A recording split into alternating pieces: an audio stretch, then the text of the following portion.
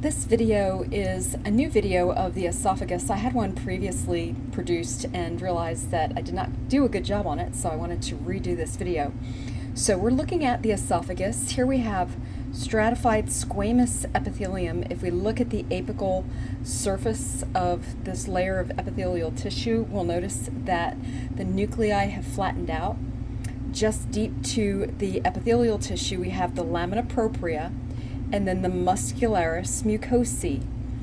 The muscularis mucosae and everything inward towards the lumen of the esophagus constitute the mucosa of the esophagus.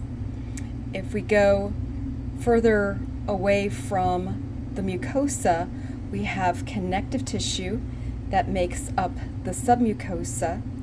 And then from the submucosa, we see the muscularis externa, and there are two orientations. This is actually the circular smooth muscle, and this is the longitudinal smooth muscle. But the way this section has been made, that's why those external muscular layers appear that way.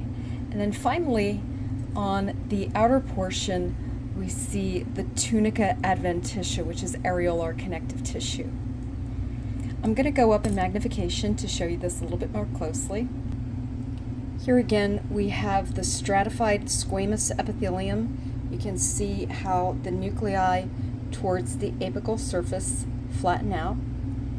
And then here we have the lamina propria, and then the muscularis mucosae. From here to here, that is all the mucosa layer of the esophagus. And then next we see the submucosa layer. And then if we keep going away from the lumen, we see the muscularis externa. Here's the circular smooth muscle.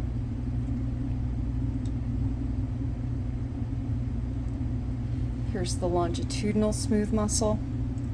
Let's see if we can get them both.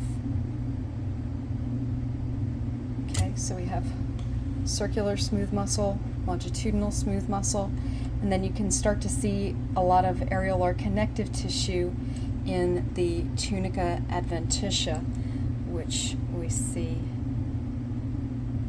in here. That's all tunica adventitia.